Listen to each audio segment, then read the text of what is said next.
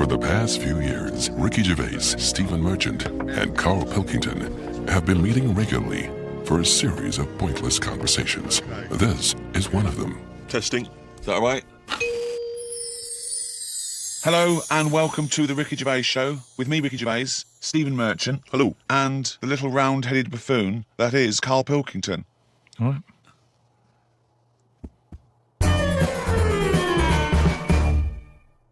Now, Carl, I know you're fascinated by the concept of the doppelganger, of seeing someone who looks exactly like you. Yeah. Jake has emailed and he says, Carl, if you could spend a day with an exact replica of you, okay, so somehow they've cloned you, Carl, and you've got him for one day, what would you do with this? What would you make him do? What conversation would you have with him? What would you do? Is there anything you could, how would you utilise him for one day? Well, they'd both say, I'm not bothered, and that'd be the end of conversation. What would do me head in is, does it think the same way, look the same way, exactly the same? Yeah. How would I know which one I was?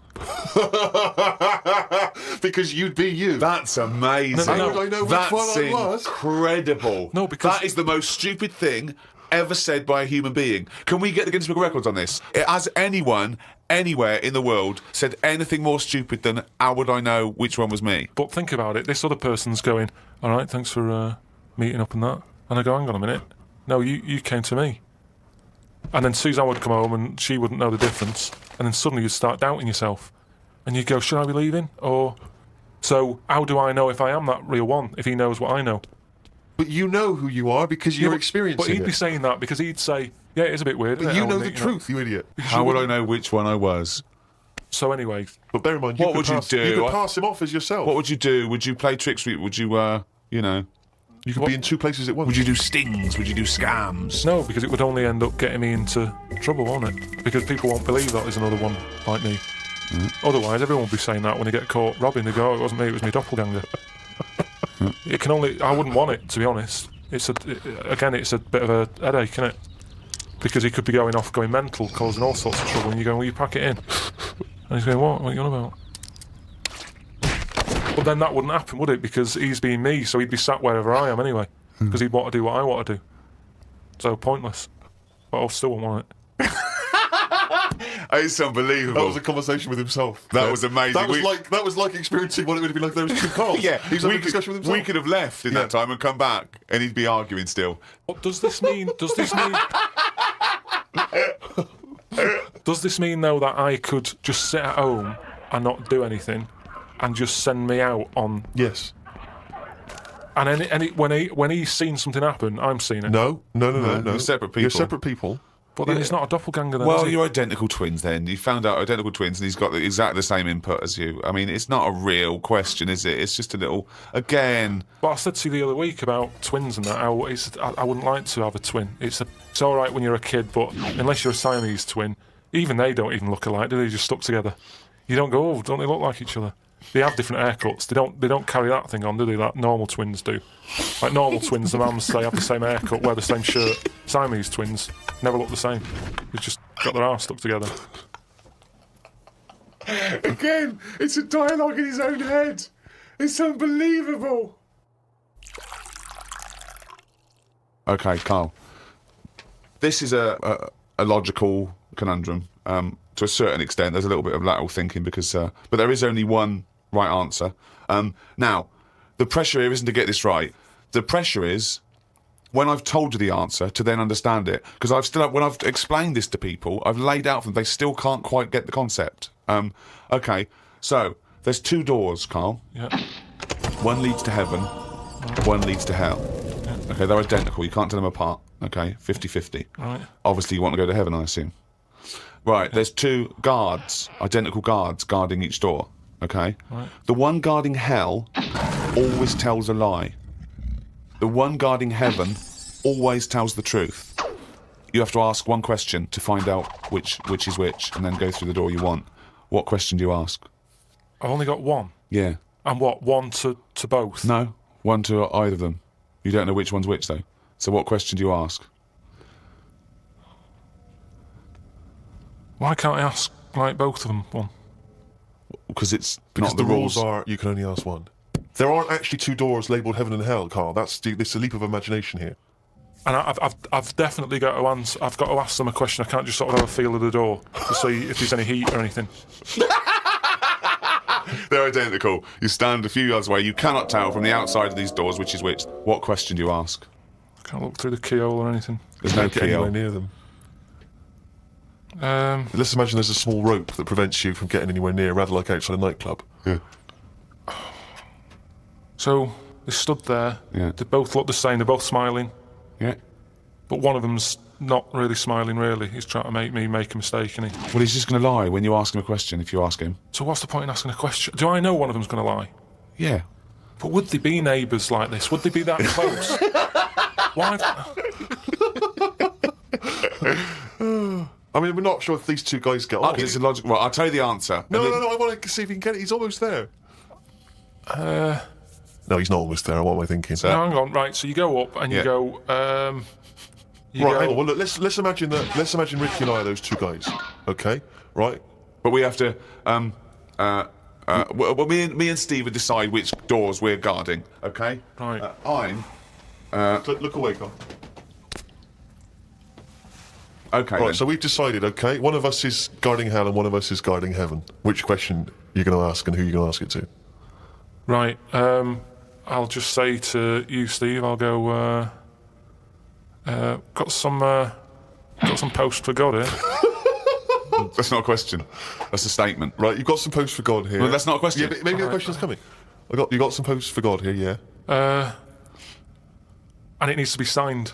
It's not a question. Still not a question. No, let So him finish, mate. is God in? Because I need him to sign for this post. Is he in? Well, I can answer that as well if you want. Go on. He's in. He's behind my door. Do you want to answer it? Well, Yes, Do you, he's want, in. do you want to get him? Just Well, no, you only got one question. So you're asking Steve, is God in? What's the answer? Yes. Ask me. Yes. look, lads. I'm just trying to do a job here. What am I going to do with this? Well, give it to me and I'll give it to God because he's behind my door. Steve? Yeah, give it to me and I'll take it into God because he's behind my door. You're an idiot. Let me tell you the answer. I'm guarding hell, by the way. I'm the devil. Steve's God, okay? So you asked me what Steve would say if you asked him what door he was guarding, and I'm going to lie. I know he'd say heaven because he'd tell the truth, but I'm lying, so he'd say hell. So the question is, if I was to ask the other one what door he was guarding, what would he say? And whatever the person answers is the door they're guarding. Steve, what door are you looking after? Well, Heaven. yeah. Why should I believe you? Because you don't know. No, that doesn't work. Because you asked me the same and I'd say heaven as well. Right, so who do I believe? This is where you use your gut feeling, though, isn't it? This is what life... As opposed to the pure logic that Ricky's just used. I just think because there's a lot of questions in life where you don't know the answer and you go, do you know what? I don't like the look of him. So... They're identical. Yeah, but they're still identical twins. You always get a little snidey one.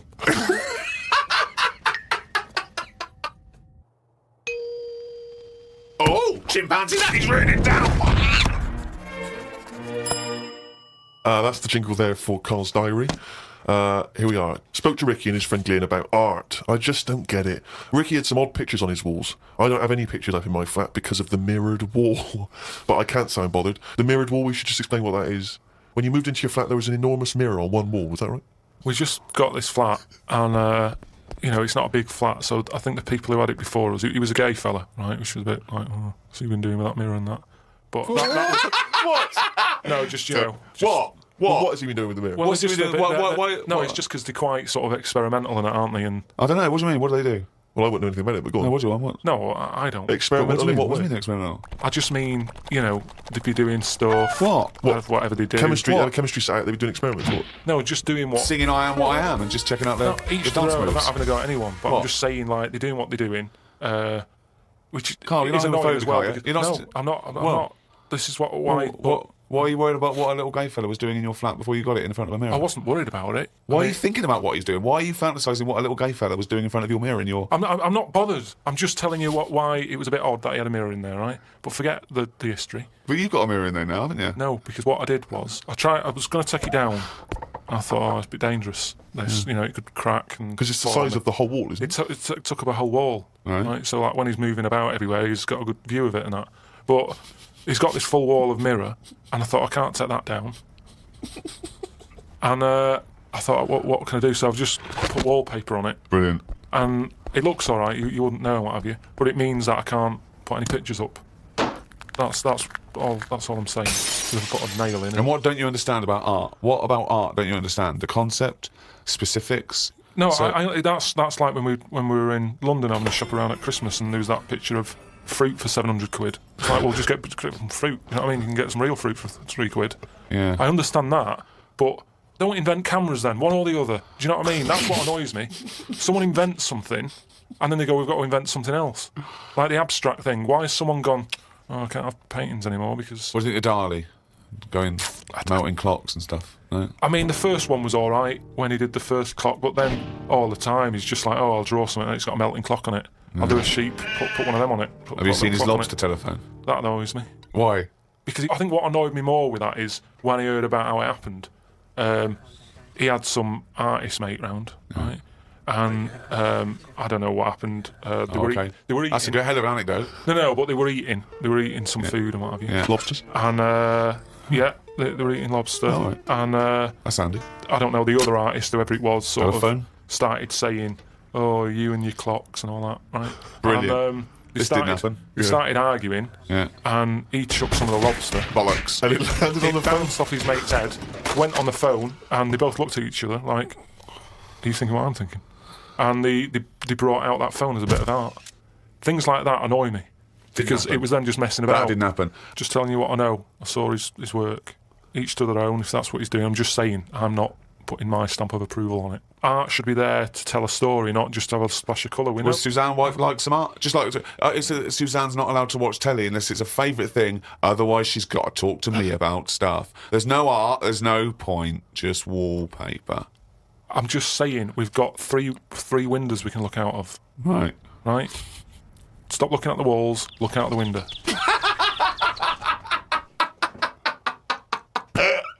My mum phoned and said that my Auntie Nora, the classic Auntie Nora, wanted me to look on the internet to find out what the weather would be like in Spain at the end of November. I don't know where she gets her money from. 2 months ago, she was asking me dad how much it would be to get her back garden astroturfed because she's sick and tired of the grass getting out of What does hand. she want to do? Start a football team?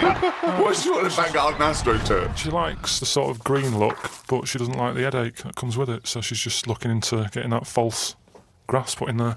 Brilliant. Don't know how much it is. But... Went round to Ricky's and had some chicken curry that Ricky's girlfriend Jane had made. Ricky and Jane were going on holiday for a few days and had arranged for Glyn to come in and make sure the cat was okay while they were away. I'm sick of that cat. I was surprised that they hadn't paid for the little shit to go away with them on first class. Blimey, getting a bit vitriolic in the diary. Why doesn't he like the fact that I've got a cat and I love the cat? Why? It's just everything in that house that you've got gets sort of special treatment, and it's a cat. And What do you mean you get special treatment? Sometimes We put food down for it, and sometimes it gets on our lap and we stroke it. You don't just stroke it. We're You not massage sending it. You massage its back. You go, no, you're stressed out. Well, no, You're it's stressed good. out. No, I'm not saying you stressed out. At no point did I say you stressed out. You said, "What the fuck are you doing for? Is it stressed out or something?" I like touching my cat. To be honest with you, I don't like Ricky's cat. I can't believe Because every time I go around there, it comes straight from the coolies. It's like the lizard thing you've got. It's just sat there. You've bought a big box, right, to be in. Right, And the one, last it's a salamander, so it's an amphibian. It's Yeah. not a box, it's a big vivarium. Yeah, but what I'm saying And is... and if you're going to criticise someone for just sitting there, having a round head and doing nothing with its life, people who live in glass houses, No, we've but done this do one. you know what gets me though, right, Steve? When I was there, I was looking at it and I thought, is it dead? Right, so he's just sat there. Like, And then it was thinking exactly the same fucking he sat thing. there, not moving, right? And then on the top of the box is like a box full of crickets and stuff. That's it. It's food, Yeah. right? But they were more active than the thing that it was going to feed. Get rid of the lizards. Keep them in there. More entertaining. Don't understand it.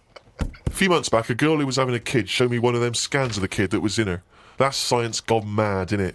I couldn't think of anything nice to say as it looked like a frog. Do you know why we've got to that point? What? Why have we got to see something that young? Why? Because people can keep an eye on the progress of the baby in the womb. Yeah, but why are they printing it out and stuff? Surely that's for a doctor to see. Well, that's just an added bonus for people who are interested in such it's But things. that's like saying, why do you take pictures of anything? No, but what I mean is, why? At what point are we going to stop?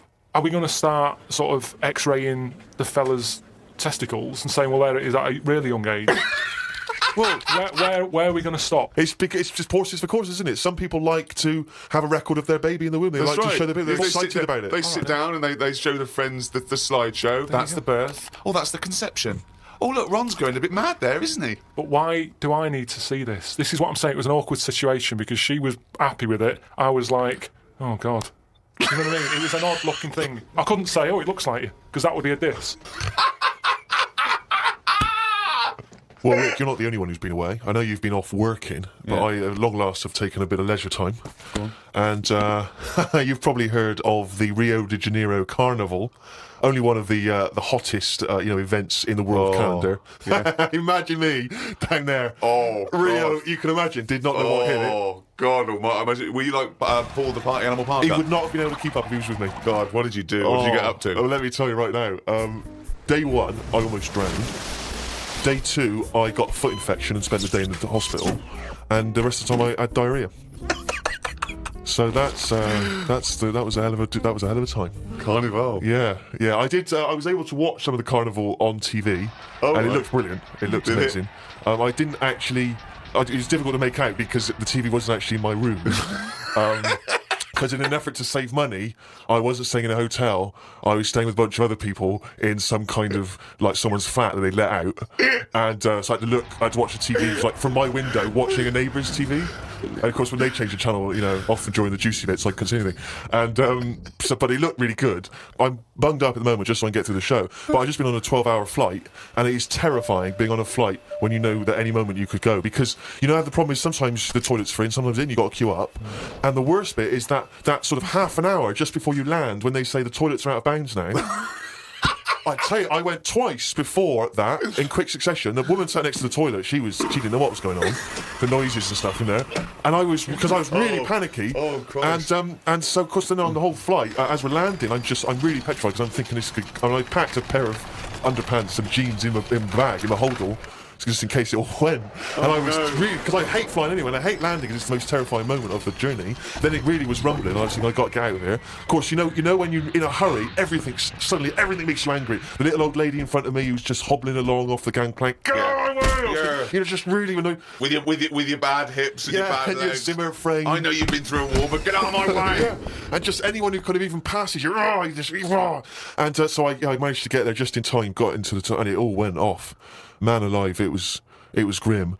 But that was not anything compared with the first couple of days, because the first day I went for a walk. Ipanema Beach is famous for just the beautiful, beautiful people that gather there. There's so many beautiful women in Rio, it made me angry. I was angry that these women were so attractive and that, none of them were even looking at me. So, but anyway, I'm on the beach because I was shopping and I needed a wee.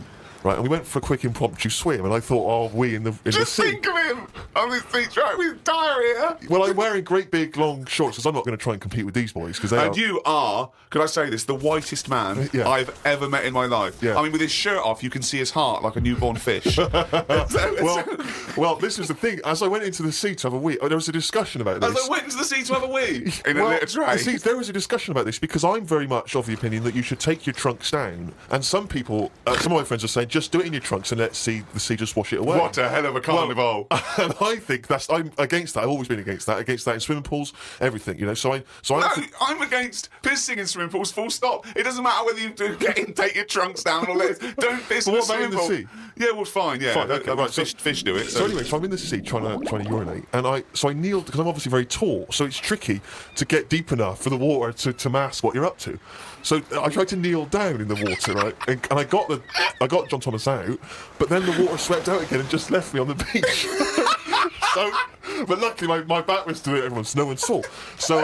I can't think of a funnier sight than Steve Merchant on his knees with his little John Thomas out. I don't know how big it is. I've never seen it. Well, I imagine it's in proportion to the rest of it, is it? I wish. This all I'll say is I've been a little shortchanged. But so then I got up and I waded a bit deeper in, right? And now I was trying. I got it out. But what I didn't realise is that the waves just off the beach are really just uncontrollable. You never know what's going to happen. So suddenly, I see this giant wave coming towards me, crashing towards me, and I got the cock out and everything, and it grabs this wave, comes over me, and lifts me up, flips me up in the water, right? And I'm floundering around. I can't see anything because, of course, I had to take my glasses off to go in the sea. because I didn't want to lose her. Oh, God. So I floundering around, and I'm genuinely getting scared because as I try to get into shore, the wave just pulls me back again. So I'm waving to my friends on the beach. But With everything? Well, what I don't realise is that because I'm not wearing my glasses, I don't realise that I've been dragged along the beach some way, and I'm not actually waving to my friends. So there's like a bunch of these beautiful women on Ipanema Beach watching a pasty white man waving with his cock out. And what annoyed me was my friends were laughing. And that Steve, really angers if me. I'd have been there, I would have burst. But why wouldn't you have come running? Would you have come running in and helped me? Oh, I couldn't have saved you with your glasses off and your knob out. If I ever save you, I want you to be fully dressed with your glasses on. So you'd have just let me go. That would have been what you'd said to my parents. He had his knob out and his glasses off. There was no way I was going to... I can't think of a funnier sight. Oh.